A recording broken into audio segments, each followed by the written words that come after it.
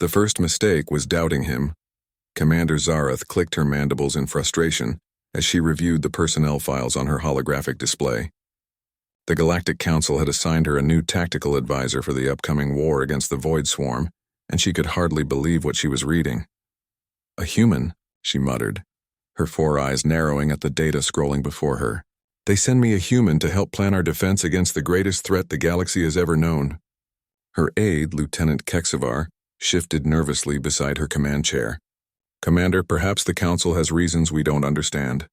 Humans have been part of the Galactic Alliance for only 50 years, but their military record shows some unusual victories." Zarath waved a dismissive claw.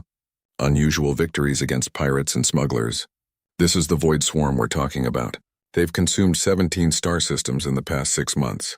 Their ships are living nightmares that adapt to our weapons. We need proven strategists, not some backwater species that barely discovered faster-than-light travel a century ago." The bridge's main viewer chimed, indicating an incoming transport. Through the massive windows of the dreadnought Eternal Vigilance, they could see a small human shuttle approaching.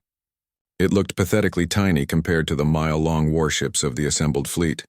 "That must be him," Kexivar observed. Zarath stood from her command throne, her imposing 8-foot frame casting shadows across the bridge. As a Veltar, she was considered one of the most formidable warrior species in the galaxy. Her people had been fighting wars when humans were still throwing rocks at each other. The idea that this soft pink creature could offer anything valuable to their war effort was insulting. 20 minutes later, the human arrived on the bridge. Zarath had expected someone impressive, perhaps enhanced with cybernetics or battle scars. Instead, she found herself looking down at a rather ordinary man in a simple blue uniform. He was average height for his species, maybe 6 feet tall with brown hair and calm brown eyes. No visible weapons, no intimidating presence, nothing that suggested he belonged on a warship. "Commander Zarath," the human said, offering what she knew was called a salute in their military tradition. "I'm Captain Marcus Chen, reporting for duty as tactical advisor."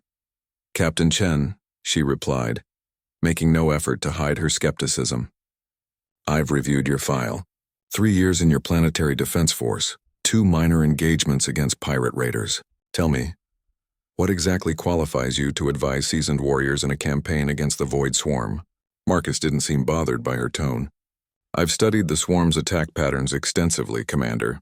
I believe I can contribute to our defensive strategy."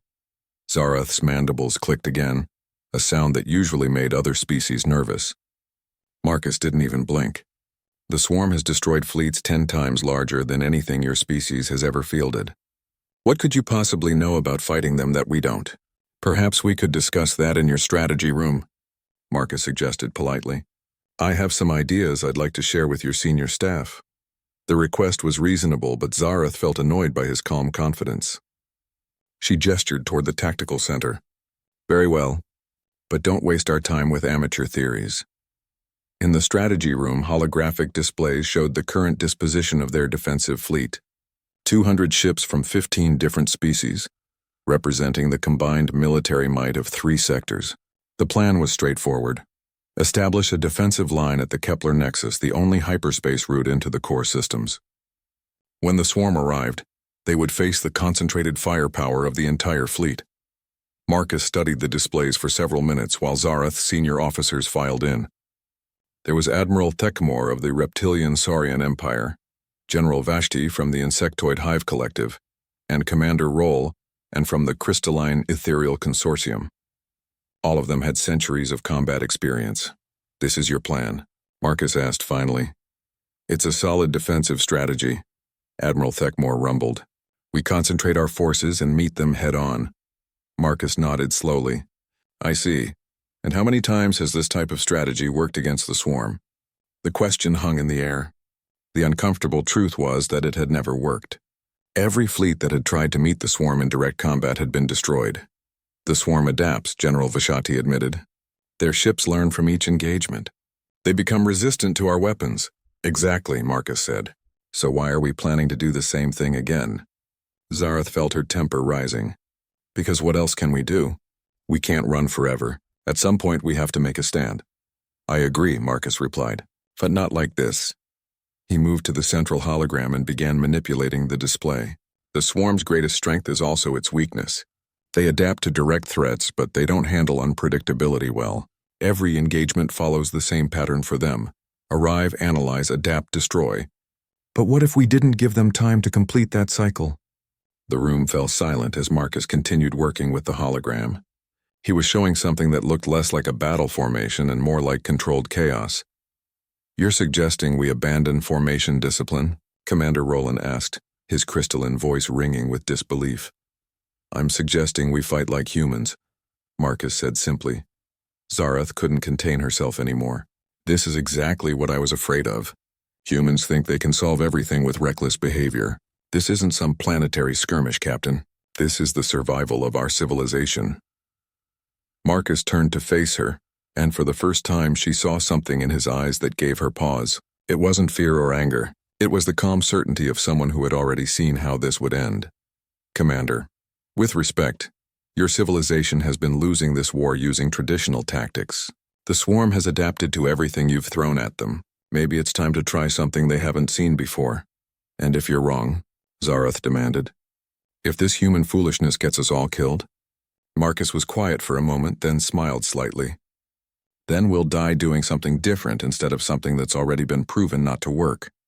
The other officers exchanged glances. There was logic in what the human was saying, even if his methods seemed insane.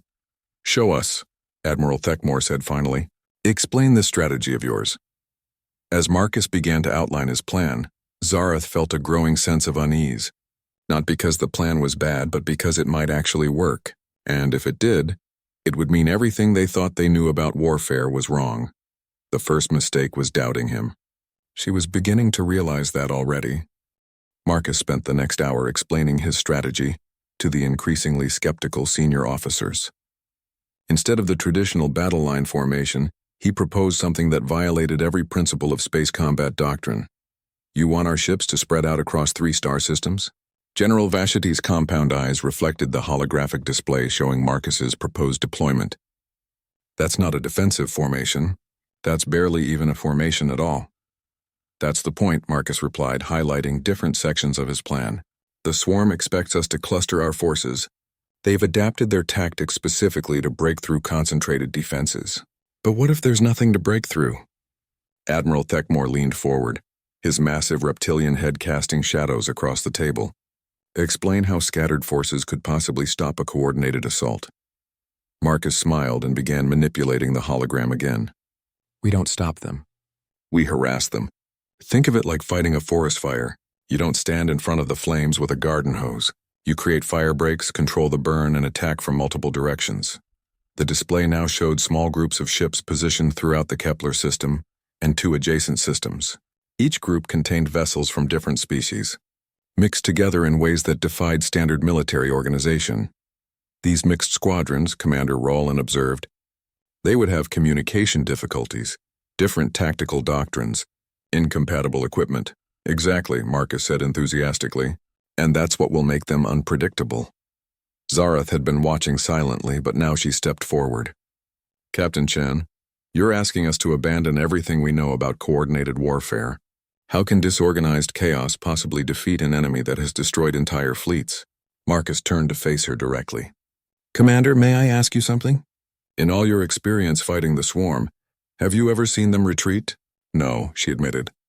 "They fight until every ship is destroyed." "Right, they don't retreat because they don't need to. They analyze our tactics, adapt their defenses, and overwhelm us with superior numbers and evolved countermeasures. But what if they couldn't analyze our tactics because we didn't have any?" The room fell silent as the implications sank in. Marcus continued, his voice gaining confidence. "Every species here fights differently. Feltar warriors prefer frontal assaults with heavy weapons. Saurians use coordinated pack tactics. The Hive Collective employs synchronized swarm attacks. Ethereals favor precision strikes. The swarm has encountered all these tactics before and developed counters for each one." "And humans?" Admiral Thekmore asked. "Humans improvise," Marcus said simply. "We adapt faster than any enemy can counter us because we don't stick to one way of fighting. Sometimes we charge straight ahead. Sometimes we run away and attack from behind. Sometimes we do things that make no tactical sense at all, just because the enemy isn't expecting it." General Vashati's antennae twitched with agitation. You're describing chaos, not strategy. I'm describing controlled chaos, Marcus corrected. There's a difference. Each mixed squadron will have a human officer as coordinator. Not commanding, just coordinating. When the swarm arrives, these squadrons will engage using random tactical combinations. A Veltar frontal assault supported by ethereal precision strikes. Saurian pack tactics combined with hive swarm patterns. The swarm won't be able to predict what's coming next because we won't know ourselves until it happens. The hologram showed dozens of small engagements playing out across multiple star systems. Ships appearing and disappearing, striking from unexpected angles, using tactics that seemed to have no pattern or logic.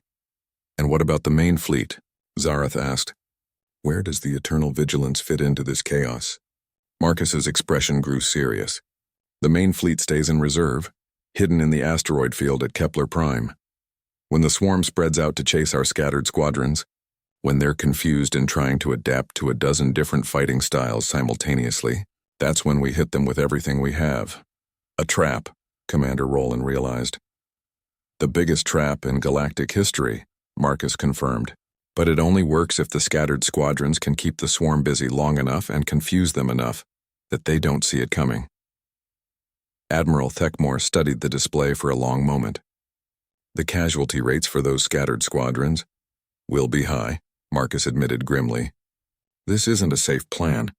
It's a desperate plan, but desperate times call for desperate measures.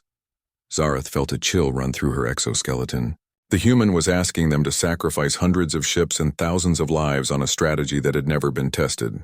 Yet as she looked at the projected swarm approach vectors, she realized that their conventional defensive plan would likely result in the complete destruction of the fleet anyway. How do we know the squadrons will follow these orders? She asked. You're asking experienced commanders to throw away everything they've learned about military discipline.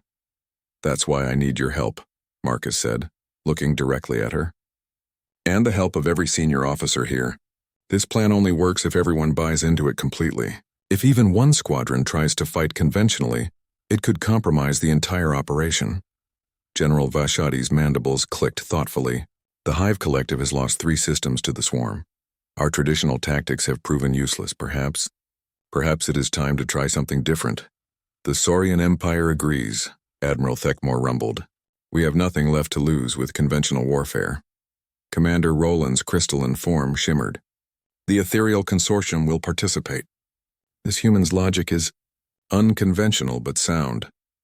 All eyes turned to Zarath. As the overall fleet commander, her approval was necessary for any change in strategy. She looked at Marcus, this unremarkable human who was asking her to bet the survival of 3 sectors on controlled chaos. You really believe this will work? She asked. Marcus nodded. I believe it's our only chance. Zarath was quiet for a long moment, weighing the decision that would affect billions of lives. Finally, she straightened to her full height. Very well, Captain Chen, we'll implement your strategy. But I want detailed protocols for every squadron, backup plans for when things go wrong, and constant communication between all units. Agreed, Marcus said. But, Commander, remember that the beauty of chaos is that when things go wrong, we adapt on the fly. No plan survives contact with the enemy, especially not a plan designed to have no plan. As the meeting broke up and the officers began implementing the radical new strategy, Zarath caught Marcus's arm. Captain, I hope you understand what you've convinced us to do. If this fails, Marcus met her gaze steadily. If this fails, Commander, we'll have failed trying something new instead of something we already knew wouldn't work. And sometimes that's the best you can hope for. Watching him walk away, Zarath wondered if she had just made the biggest mistake of her career, or if she was about to witness something extraordinary. 3 days later, the long-range sensors detected them. The void swarm emerged from hyperspace at the edge of the Kepler system like a plague of mechanical locusts. Zarath watched the tactical display with growing dread as more and more contacts appeared on the screen. Swarm fleet composition confirmed, Lieutenant Keksavar reported from his station. 437 vessels ranging from frigate to dreadnought class.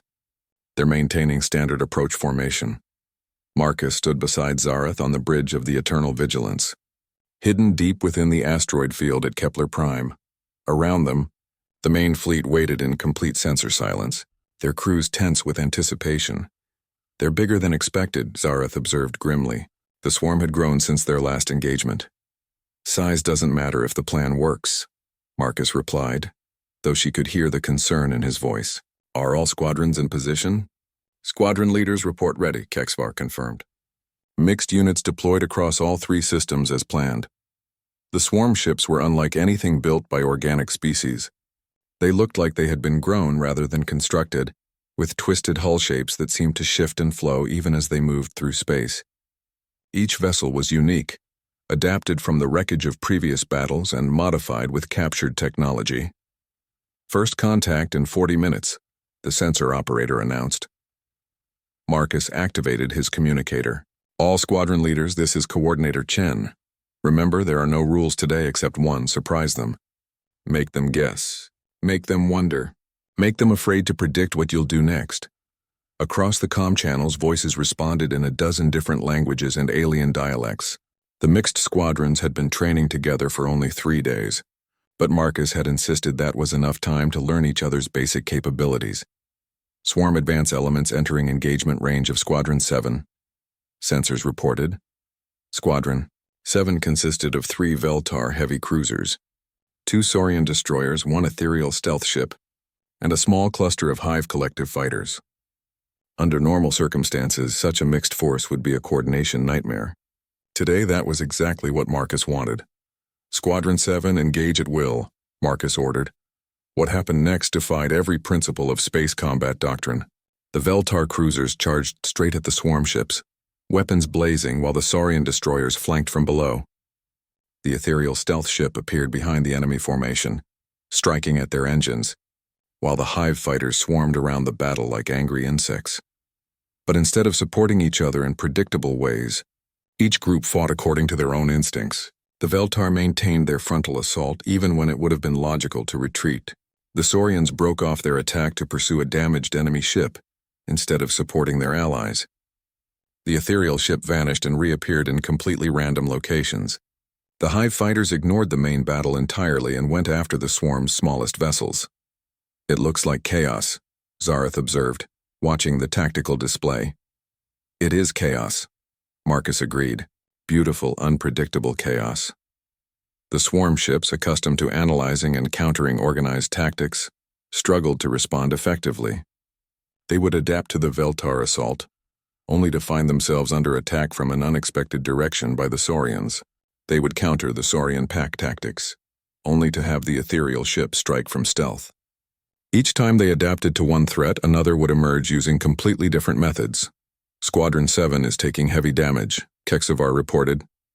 All squadrons, support 7, Marcus ordered. But his definition of support was unlike anything the assembled officers had ever seen. Squadron 12 approached from the opposite direction and began their own chaotic attack pattern. Squadron 15 jumped in from hyperspace at a completely unexpected angle. Squadron 3, positioned in a neighboring star system, suddenly appeared via emergency jump and attacked the swarm's rear elements. They're everywhere, General Vashati observed from her position at the tactical station. How are the swarm forces responding? They're confused, Marcus replied with satisfaction. Look at their movement patterns. Indeed, the swarm ships were beginning to move erratically. Instead of their usual coordinated advance, they were spreading out, trying to respond to threats from multiple directions simultaneously. Some ships were adapting to counter Veltar tactics, while others were evolving defenses against Saurian pack hunting. Their normally unified fleet was becoming fragmented. Squadron 7 is withdrawing, sensors reported. Heavy casualties, but they're intact. Outstanding, Marcus said. Squadron 19, you're up. The next wave of attacks was even more chaotic than the first. Squadron 19 included ships from 5 different species, and Marcus had given them only one instruction: fight like you've never fought before. The results were spectacular. A Veltar dreadnought provided covering fire for tiny Hive fighters while they performed suicide runs on swarm capital ships. Saurian destroyers used ethereal stealth technology to appear and disappear at random. An entire wing of human fighters, the few that had been available, flew in patterns so erratic they seemed to be malfunctioning. The swarm is adapting, Admiral Thekmore observed. But they're adapting to everything at once. Look at this ship here. It's simultaneously configuring for anti-fighter defense, anti-stealth measures, and heavy capital ship combat. Exactly, Marcus said. They're trying to be everything to everyone, which means they're not particularly good at any one thing. The battle continued for hours, with squadron after squadron engaging the swarm in seemingly random attacks. Each engagement was different, unpredictable, and impossible to prepare for. The swarm ships, designed to learn and adapt, were learning contradictory lessons. Swarm forces are spreading out across the entire system, sensors reported. They're pursuing our scattered squadrons in small groups. Zareth felt her hearts racing. This was the moment of truth. If Marcus was right, the swarm was now vulnerable. If he was wrong, they had just scattered their enemy across 3 star systems where they could conquer everything piecemeal. Fleet status? Marcus asked. 60% of the scattered squadrons are still operational, Kegsvar reported. The main fleet remains undetected. Marcus nodded grimly. The casualty rate was as high as he had predicted, but the sacrifice was serving its purpose. The swarm was confused, scattered, and overconfident. Commander, he said to Zareth, I believe it's time to spring our trap. Zareth looked at the tactical display. The swarm ships were spread across half the star system, chasing the remnants of the scattered squadrons. They had abandoned their defensive formations entirely, confident that they were dealing with the usual disorganized retreat they had seen in previous battles. All ships, she announced to the main fleet. Prepare for final assault. We go in 30 seconds. As the countdown began, Marcus stood quietly beside her command throne. For the first time since this began, he looked nervous. Second thoughts, Captain? Zareth asked. Marcus shook his head. No second thoughts. But if this doesn't work, I want you to know that I still believe it was the right thing to try. And if it does work? Marcus smiled grimly. Then we'll have proven that sometimes the best strategy is to have no strategy at all.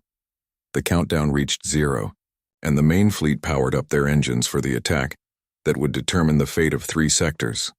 The main fleet erupted from the asteroid field like an avalanche of metal and energy.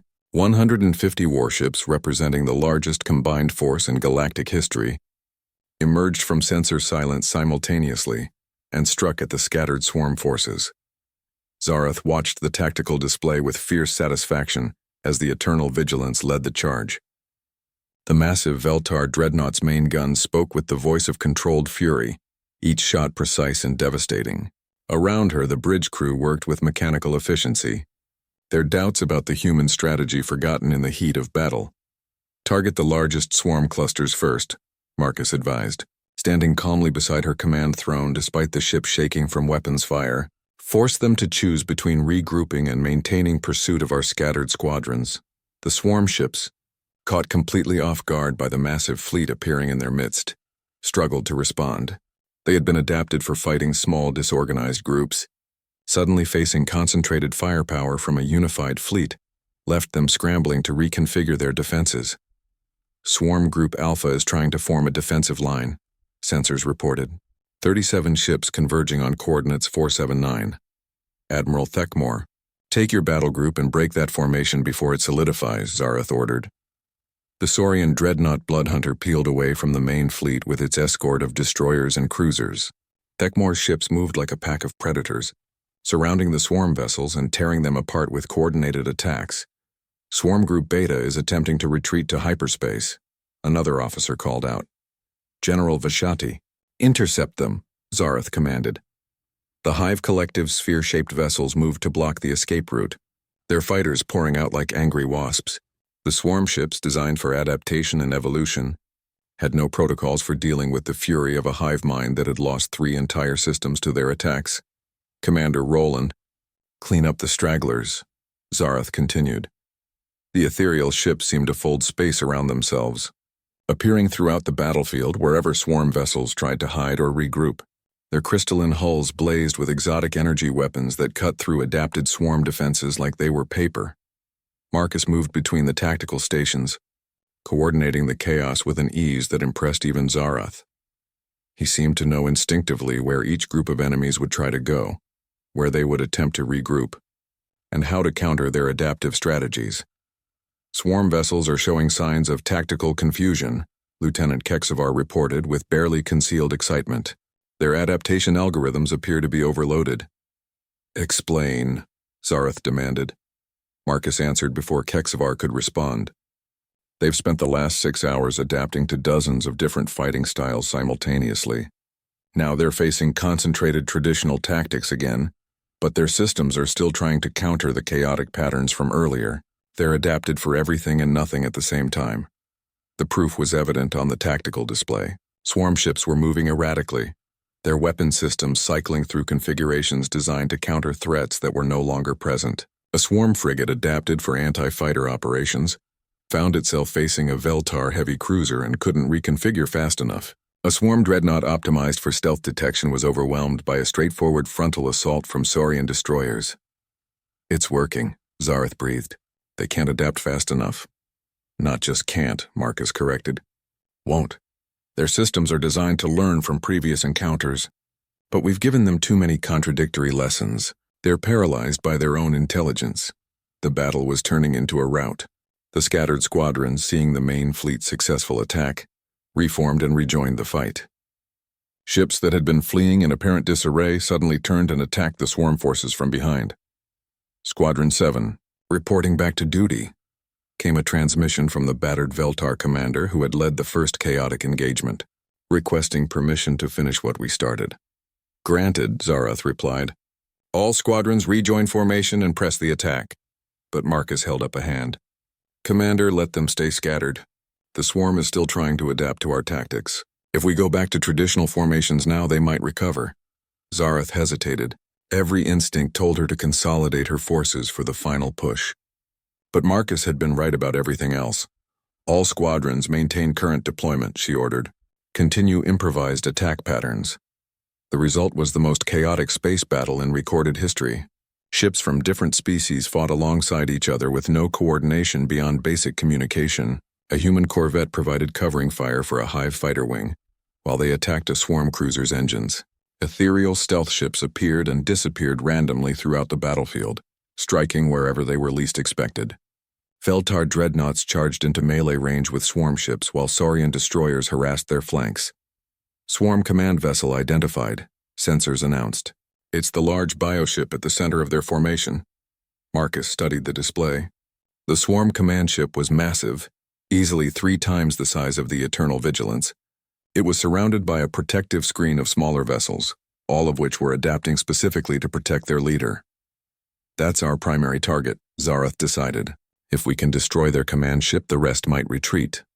Or they might go completely berserk, Marcus warned. Swarm ships without coordination are unpredictable. At this point, I'll take unpredictable over coordinated, Zarath replied grimly. She opened a channel to the entire fleet. All ships concentrate fire on the swarm command vessel. Priority target all weapons. The combined firepower of the galactic fleet focused on the massive bioship. Its adaptive hull began changing, trying to counter the incoming attacks. But there were simply too many different weapon types hitting it simultaneously. Veltar plasma cannons, Saurian particle beams, ethereal energy lances, Hive kinetic projectiles, and human missiles all struck within seconds of each other. The command ship's hull rippled and flowed, trying to adapt to each different attack, but the sheer variety overwhelmed its systems. Chunks of biomatter began breaking away as its structural integrity failed. Direct hit on their command center, weapons control reported. The command ship is breaking apart. The massive vessel split in half, its 2 sections tumbling away from each other in a cloud of debris and escaping atmosphere. Across the battlefield, the remaining swarm ships suddenly stopped their coordinated movements. They're going dormant, Marcus observed. Without the command ship, they're reverting to individual survival protocols. All ships continue firing, Zarath ordered. Don't give them time to reorganize. The battle continued for another hour, but it was more like a cleanup operation than a fight. The swarm ships, without coordination, fell one by one to the combined fleet. Some tried to flee to hyperspace, but the fleet's faster ships hunted them down. Others simply drifted in space, their biomechanical systems shutting down without command guidance. When the last swarm vessel was destroyed, an eerie silence fell over the comm channels. Zarath looked at the tactical display showing debris fields where the enemy fleet had been, hardly believing what she was seeing. Casualty report, she requested. 43 ships lost, 67 damaged but operational, Kexavar reported. Total crew casualties approximately 8,000. It was a significant loss, but compared to previous engagements with the swarm, it was practically a miracle. Previous battles had resulted in the complete destruction of defending fleets. "We won," Zareth said quietly, almost to herself. "We won," Marcus agreed. "And we proved something important today." "What's that?" Marcus smiled as he looked around the bridge at the mixed crew of different species, all of whom had worked together despite their differences. "We proved that sometimes the best way to fight a superior enemy is to refuse to fight them the way they expect." The swarm was designed to counter traditional military tactics. They were never designed to handle controlled chaos. Zareth clicked her mandibles thoughtfully. "The first mistake was doubting you." "I see that now," Marcus nodded. "But this is just the beginning, Commander. The swarm has other fleets, other command ships. If we're going to win this war, we need to stay unpredictable." Looking at the debris field that had once been the most feared fleet in the galaxy, Zareth realized that Marcus was right. The real battle was just beginning. 2 weeks after the victory at Kepler, the Galactic Council was divided. The successful defense had saved 3 sectors from annihilation, but it had also exposed fundamental flaws in traditional military thinking. Emergency sessions filled with heated debates echoed through the council chambers on Centralis Prime. Marcus stood before the assembled representatives of 47 species, feeling distinctly out of place in the massive amphitheater. The council chamber was designed to accommodate beings ranging from tiny insectoid, micro-collective drones to massive, gas giant-dwelling leviathans who attended via holographic projection. "Captain Chen," the council speaker began, her melodious songbird voice carrying easily through the chamber's acoustics, "your tactical innovations saved the Kepler systems. However, many council members are concerned about the precedent this sets." Ambassador Kethrak of the Rigel Consortium raised one of his 6 arms. "The humans' methods worked, yes, but at what cost to military discipline? Our forces cannot simply abandon centuries of proven tactical doctrine." "Proven doctrine that was failing," Admiral Thekmore rumbled from his section. The massive Saurian's presence dominated the space around him. The swarm had adapted to all our traditional tactics. Captain Chen showed us a way to fight that they couldn't counter. General Vashati's compound eyes reflected the chamber's lights as she spoke. The Hive Collective agrees. However, we must address the practical concerns. Training mixed species squadrons requires extensive coordination protocols. Marcus had been listening to variations of this debate for hours. Some council members wanted to implement his chaotic tactics fleet-wide. Others insisted on returning to conventional military organization. A few even suggested that the victory at Kepler had been pure luck. "Honored council members," Marcus said, finally standing to address the assembly. "While you debate, the swarm is adapting. Our intelligence indicates they're already modifying their fleet compositions based on what happened at Kepler." The chamber fell silent. High Admiral Zexion of the Core World's Defense Force leaned forward. "Explain." Marcus activated the holographic display at the center of the chamber. 3-dimensional images showed recent reconnaissance data from the contested border regions. The swarm has split their remaining forces into smaller, more agile fleets. They're avoiding large-scale engagements and focusing on hit-and-run attacks against isolated systems. They're adapting to our new tactics faster than we anticipated. "Then your strategy has failed," Ambassador Kethrak declared smugly. "They've learned to counter it already." "No," Marcus replied firmly. "They've learned to avoid it. There's a difference. They're changing their entire war strategy because they know they can't win a direct confrontation anymore. But that also creates new opportunities." He manipulated the display to show swarm movement patterns over the past 2 weeks. "Look at these attack vectors. They're hitting agricultural worlds, mining colonies, research stations. They're trying to weaken our infrastructure while avoiding our military assets." General Vashati's antennae twitched as she studied the data. "A war of attrition." "Exactly. But they've made a critical error. By spreading their forces thin and avoiding large engagements, they've made themselves vulnerable to exactly the kind of unconventional tactics that worked at Kepler." The council speaker gestured for Marcus to continue. "Elaborate, Captain." "The swarm thinks they're being clever by avoiding our fleets. But what if our fleets weren't where they expected them to be? What if we stopped trying to protect everything and started targeting what they value?" Admiral Thekmore's eyes narrowed. "You're suggesting offensive operations?" "I'm suggesting we stop playing defense and start hunting them," Marcus replied. The swarm has a weakness they've never had to worry about before. They need to consume resources to reproduce and grow. If we can threaten their supply lines and staging areas, they'll be forced to respond. High Admiral Zexion stood, his crystalline form refracting the chamber's lights. Captain Chen, the swarm's home territory spans dozens of systems. We don't have the forces to mount a sustained offensive campaign. We don't need sustained anything, Marcus said with a slight smile. We need chaos. Hit-and-run attacks on their resource-gathering operations. Raids on their staging areas. Make them chase us instead of us chasing them. The debate that followed was intense. Traditional military leaders argued that offensive operations would leave vital systems undefended. Progressive voices supported Marcus's approach but worried about the risks. Economic representatives complained about the cost of retooling entire fleets for unconventional warfare. Finally, Commander Zarath entered the chamber. She had been quiet during most of the proceedings, but now she strode to the speaker's position with unmistakable authority. "Honored council members," she began, her imposing figure commanding immediate attention. 3 weeks ago I doubted Captain Chen's abilities. I believed his strategies were reckless and his methods unsound. Murmurs rippled through the chamber. Many had heard rumors about the initial friction between the Veltar commander and the human tactical advisor. I was wrong, Zarath continued, not just about his specific tactics, but about what warfare itself means in this new age. The swarm represents an enemy unlike any we've faced before. They adapt to our strengths and exploit our predictability. Traditional military doctrine, no matter how well executed, will ultimately fail against such an opponent. She activated her own holographic display, showing footage from the Battle of Kepler. Watch how our forces fought that day.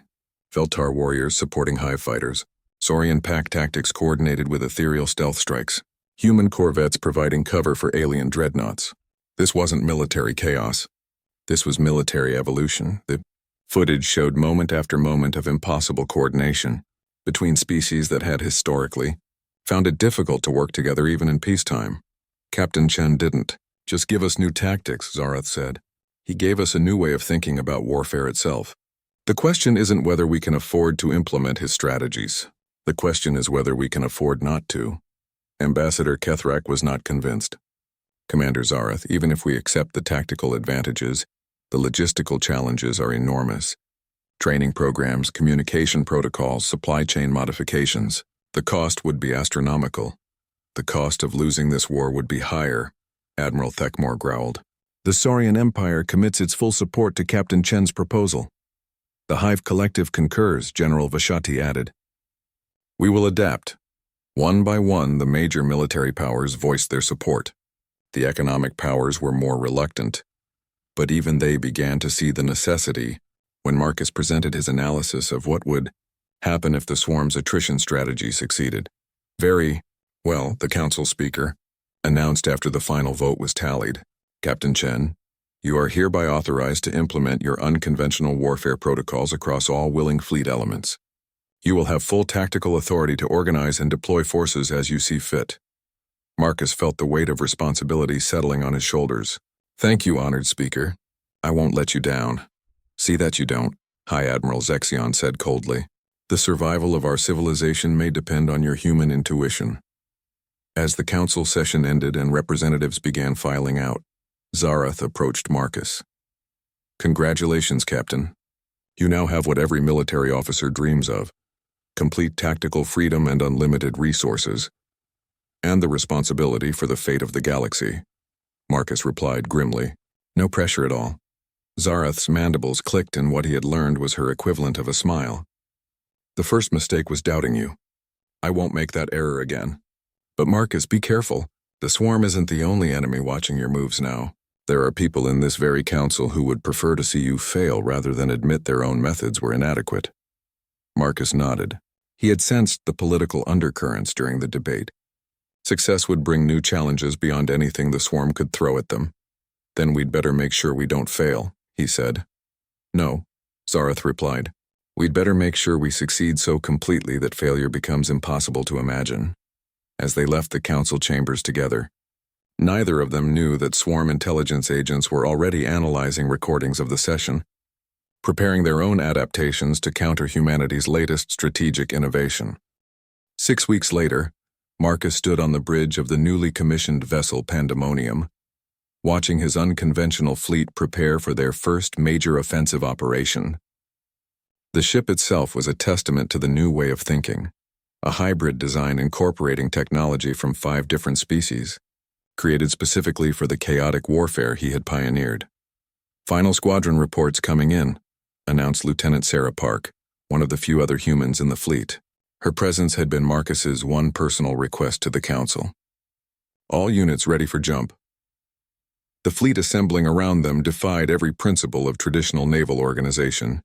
Instead of ships grouped by class or species, Marcus had created what he called chaos pods, small mixed groups designed to operate independently while maintaining loose coordination with the larger force. "Zarath, what's the status of your pod?" Marcus asked into his communicator.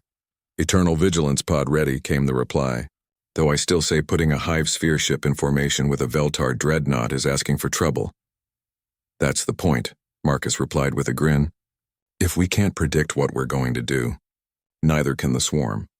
Their target was a Swarm resource extraction operation in the Vega Rim.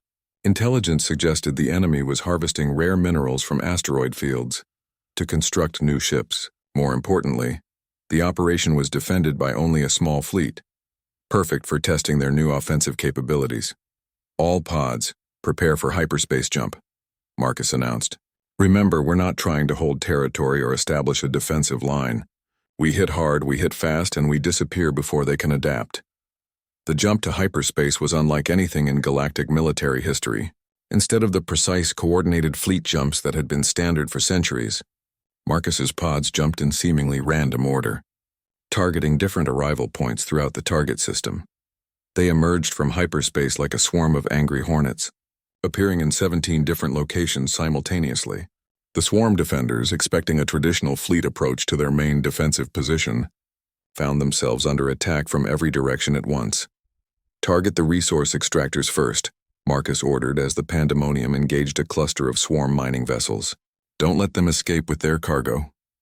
The battle that followed was controlled chaos at its finest. Pod 7, consisting of Saurian destroyers and ethereal stealth ships, appeared directly among the mining operation and began systematically destroying the harvesting equipment. Pod 12, led by Admiral Thekmore in his massive dreadnought, engaged the main defensive fleet in a frontal assault, while smaller pods harassed them from unexpected angles. "Swarm reinforcements incoming," sensors reported. 37 ships dropping out of hyperspace at the system's edge. "Perfect," Marcus said calmly. "Pod 15, you're up." Pod 15 had been waiting in deep space, powered down and undetectable. As the swarm reinforcements began their approach, they suddenly found themselves under attack from ships that had appeared to be asteroid debris. "The swarm is trying to coordinate a response," Lieutenant Park observed. "Their ships are attempting to form traditional defensive formations." "Let them," Marcus replied. Pod 3, implement Pattern Omega. Pattern Omega was something Marcus had developed during the planning stages, a tactic so seemingly suicidal that it could only work against an enemy trying to be logical. Pod 3, consisting entirely of fast attack craft, charged directly into the center of the swarm's forming defensive line, and then scattered in random directions, leading the enemy ships away from their planned positions. "Sir, Pod 3 is taking heavy casualties," the tactical officer reported with concern. "As planned," Marcus said grimly. "Pod 18 execute." While the swarm was focused on pursuing the scattered attack craft, Pod 18 emerged from stealth and struck at their undefended flanks. The enemy formation collapsed as ships found themselves fighting battles they hadn't prepared for. "Resource extraction complete," came a report from one of the mining pods. "All swarm harvesting equipment destroyed or captured." Phase 2, Marcus announced. "All pods begin withdrawal. Execute random exit vectors." This was the most dangerous part of the operation. Traditional military doctrine called for coordinated withdrawals, but Marcus had learned that predictable retreats gave the swarm opportunities to adapt and counterattack. Instead, his pods began leaving the system in apparently random directions, some jumping to hyperspace immediately, while others lingered to harass pursuing swarm forces. The enemy, trying to coordinate a pursuit, found themselves chasing shadows. "Last pod clear," Lieutenant Park reported. "All units accounted for." Marcus allowed himself a moment of satisfaction as the pandemonium jumped to hyperspace. The raid had been a complete success. They had destroyed the swarm's resource operation, captured valuable intelligence, and escaped with minimal casualties. But more importantly, they had proven that offensive operations using chaotic tactics could work. The swarm's adaptive advantages were useless if they never had time to complete their analysis and evolution cycles. Course for the rendezvous point, Marcus ordered, and send a message to all pod leaders. Debriefing in 6 hours. The rendezvous was in an empty system far from any inhabited worlds, chosen specifically because its unremarkable nature made it an unlikely target for swarm attention. As the various pods emerged from hyperspace and began forming up, Marcus was pleased to see that his unconventional fleet had suffered only minor damage. Successful hunt, Zarath commented as she materialized via hologram on the Pandemonium's bridge. The swarm never had a chance to mount an effective defense. This was just the beginning, Marcus replied. Intelligence indicates there are at least a dozen similar operations throughout swarm territory. If we can hit them all before they adapt to our tactics, we could cripple their ability to produce new ships.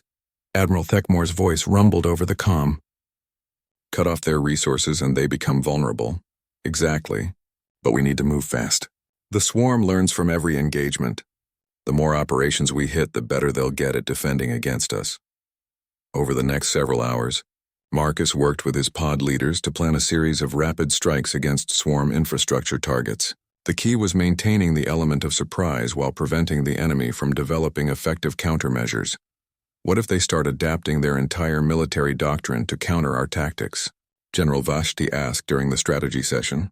Marcus smiled grimly. Then we change our tactics again. The beauty of chaos is that it's infinitely adaptable. They can evolve to counter specific strategies, but they can't evolve to counter unpredictability itself. And if we run out of new ways to surprise them, then we start surprising ourselves, Marcus replied. The moment we become predictable to ourselves is the moment we become predictable to them. We have to stay one step ahead of our own thinking.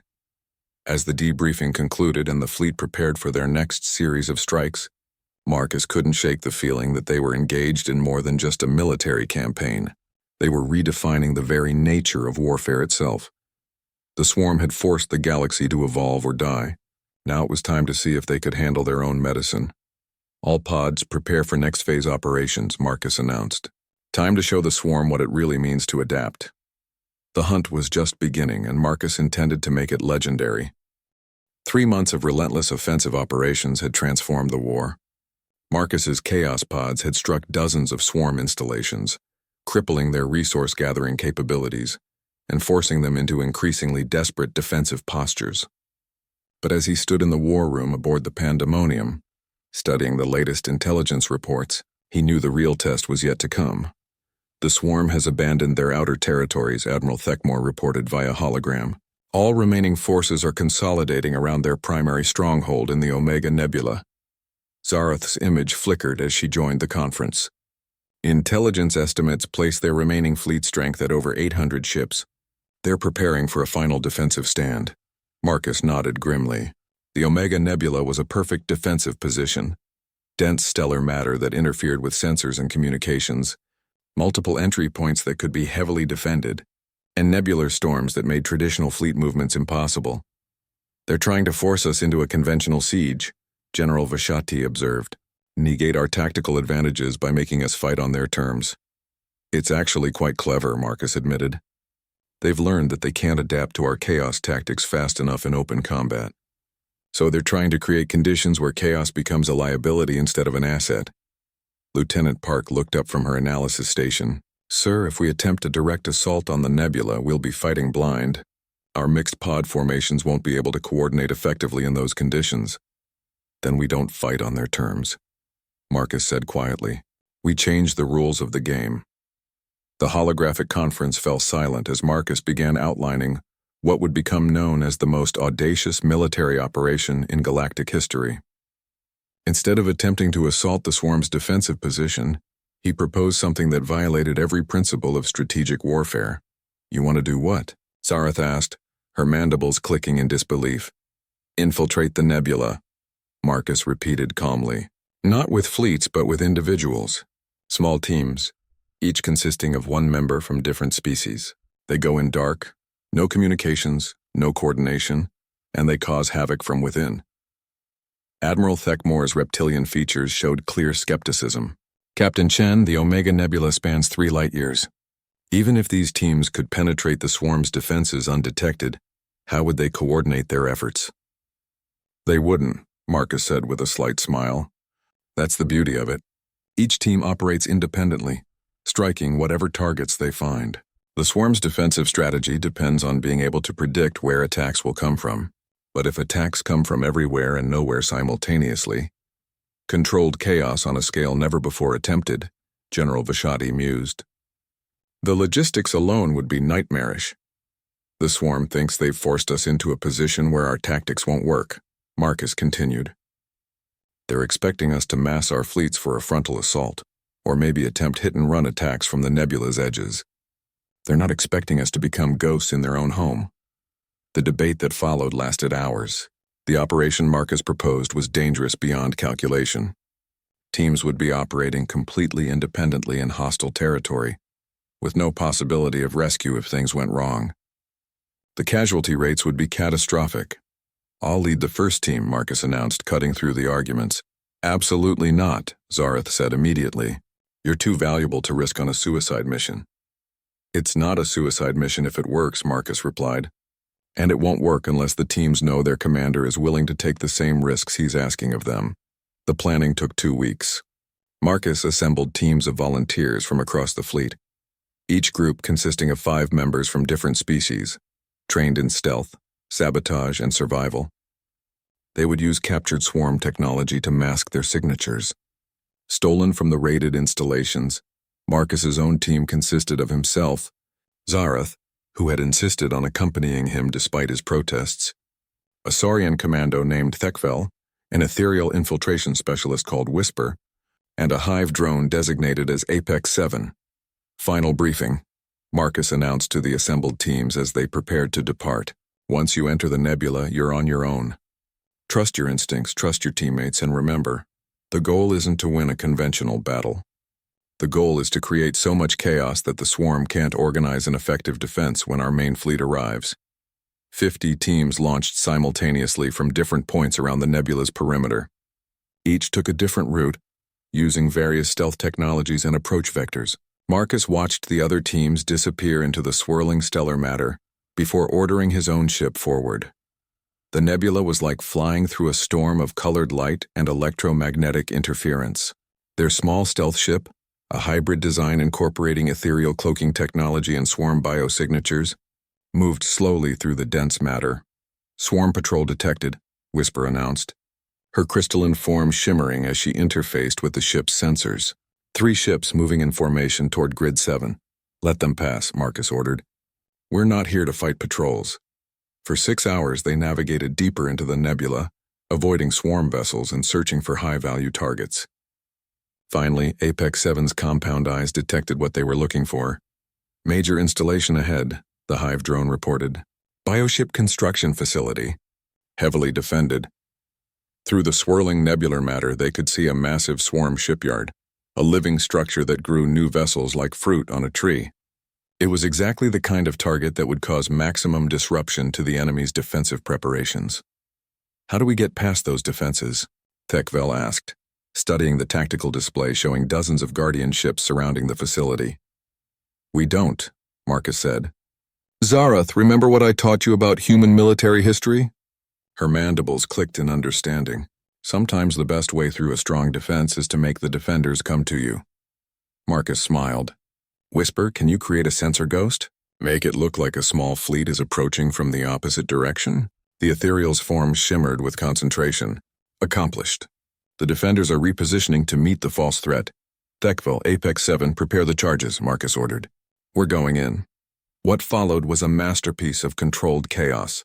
While the facility's defenders rushed to counter a threat that didn't exist, Marcus's team infiltrated the shipyard and began planting explosives at critical structural points. Each charge was set with a different timer, ensuring that the facility would be destroyed in stages rather than all at once.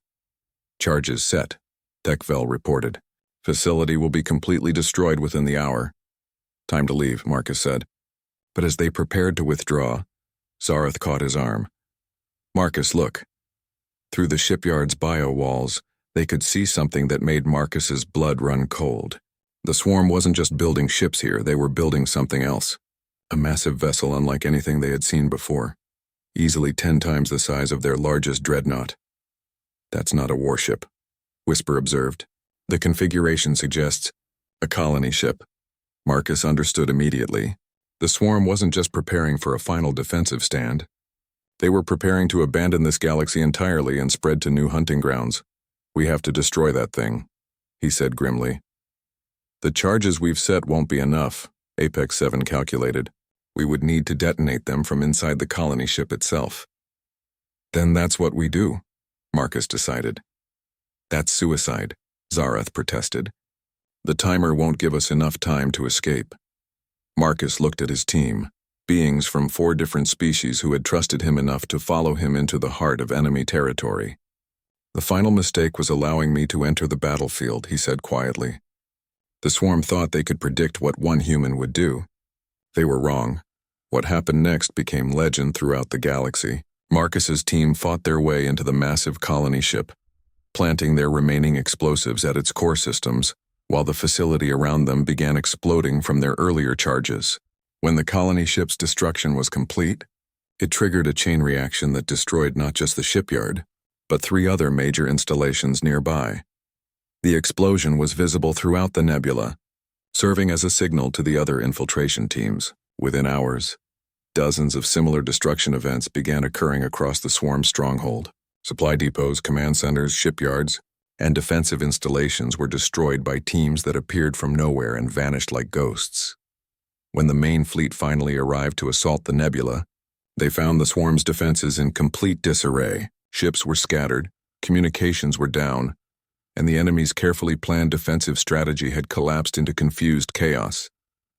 The final battle lasted less than 6 hours. The swarm, deprived of their infrastructure and unable to coordinate their remaining forces, fell to the combined might of the galactic fleet.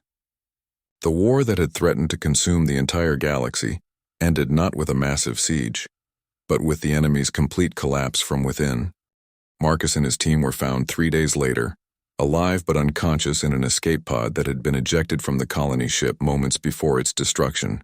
When he awakened in the medical bay of the Eternal Vigilance, the first thing he saw was Zareth's concerned face. "Did it work?" he asked weakly. "It worked," she replied. "The swarm is finished. Their remaining ships have scattered to deep space and our forces are hunting down the survivors." Marcus closed his eyes with relief. The first mistake was doubting humanity's ability to adapt. The final mistake was underestimating how far we'd go to protect what we care about. "No," Zareth corrected gently. "The final mistake was believing that chaos could be controlled or predicted. You taught us that sometimes the best strategy is to embrace the unpredictable." As news of the victory spread throughout the galaxy, historians would write about the tactical innovations that had won the war. They would analyze the strategic implications of chaos-based warfare and study the logistics of the nebula infiltration. But Marcus knew the real lesson was simpler than that. Sometimes, when facing an impossible enemy, the only way to win is to become impossible yourself. The war was over. Humanity had found its place among the stars not through superior technology or overwhelming force, but by teaching the galaxy that unpredictability itself could be a weapon. And in the end, that had made all the difference.